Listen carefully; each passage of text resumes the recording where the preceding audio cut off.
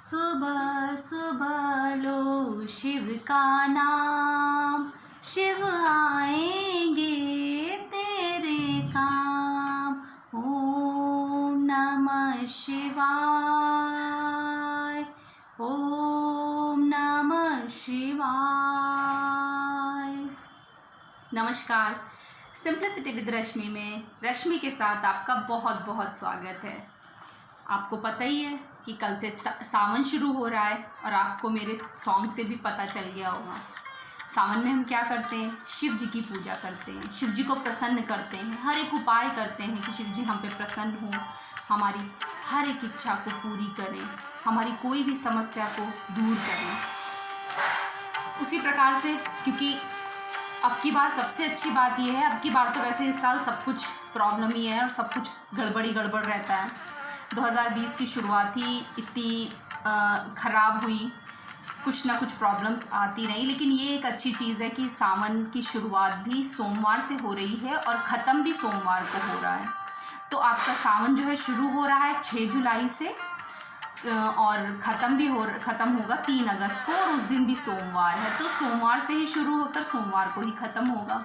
तो आपको पता है, क्योंकि सोमवार का दिन शिव जी का दिन माना जाता है, तो ये दिन बहुत महत्वपूर्ण हो जाता है। और चाहे उसको बच्चियां व्रत रहें, कुंवारी कन्याएं रहें, औरतें रहें, जेंट्स रहें, कोई भी रहें, ये व्रत सबके लिए बहुत फलदायी होता है।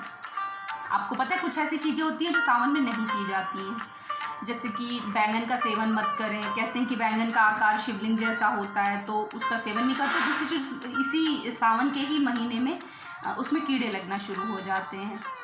और हरी सब्जियां हमें नहीं खाना चाहिए, क्योंकि हरी सब्जियां, हरे पत्तों में कीड़े लगने लगते हैं। सावन के महीने में तो नहीं खाते।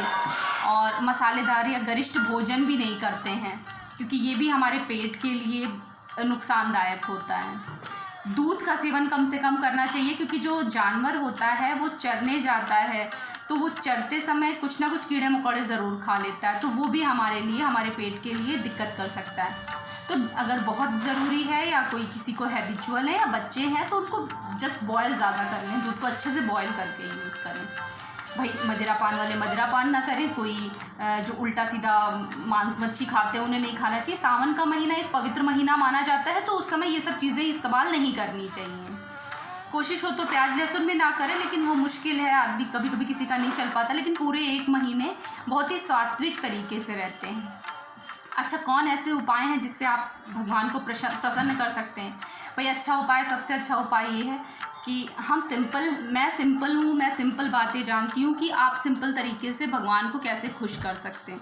सिंपल तरीका ये है कि सुबह जल्दी उठिए, शिव जी की पूजा करिए, क्योंकि भाई ये अनलॉक का टाइम चल रहा है, कोरोना टाइम चल रहा है, तो इस टाइम पे हम कहीं बाहर जाके पूजा या किसी शिवालय में तो जा नहीं सकते, तो आप घर में बैठिए, घर में अपनी शिव जी की पूजा करिए। लेकिन जिस समय शिव जी की पूजा करती रहिए, उसको आंगन में या किसी खुले एनवायरनमेंट में एक थाली में शिव जी को रख कर बाकायदा उनकी स्थापना करके पूजन करिए।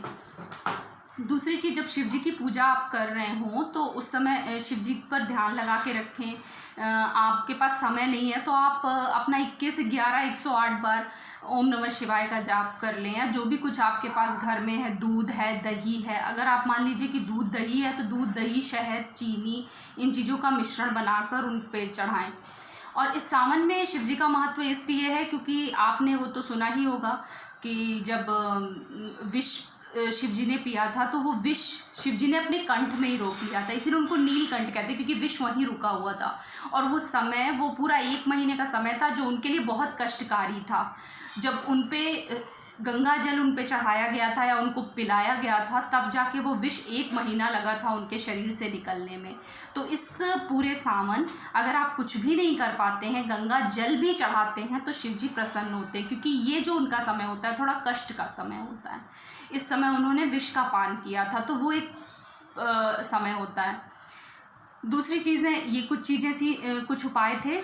और सबसे चीज़, हर व्यक्ति पूजा बहुत करना चाहता है, लेकिन कभी बच्चे पढ़ाई की वजह से नहीं कर पाते, या कोई ऑफिस जाना है नहीं कर पाता, लेडीज़ें काम के चक्कर में नहीं कर पाती हैं। लेकिन कुछ ऐसी 4-5 चीज़ें मैं बताती हूँ। जैसे 4 सोमवार आते हैं, तो उन 4 सोमवार पे बस वो एक छोटा सा काम आप कर लीजिए, तो आप पे शिव जी काफ़ी प्रसन्न हो जाएंगे।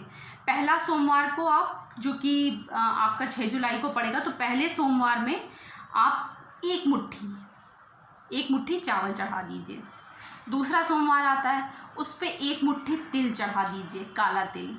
तीसरे सोमवार में आप 1 मुट्ठी खड़ी मूंग चढ़ाइए। चौथे सोमवार में, क्योंकि 5वां सोमवार 5 सोमवार तो हर बार नहीं पड़ते हैं, तो जो चौथा सोमवार है उसमें जौ और चना मिलाकर 1 मुट्ठी आप शिव जी पे चढ़ा दीजिए, तो शिव जी ज़रूर प्रसन्न होंगे।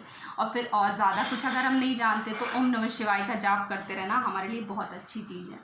और सबसे बड़े काम है कि अगर आप बैल दिखे या गौ माता भी हैं तो गौ माता को आप लोई रोटी सुबह के टाइम पे खिलाइए, और जो बैल दिखे तो उसको हरा चारा खिलाइए।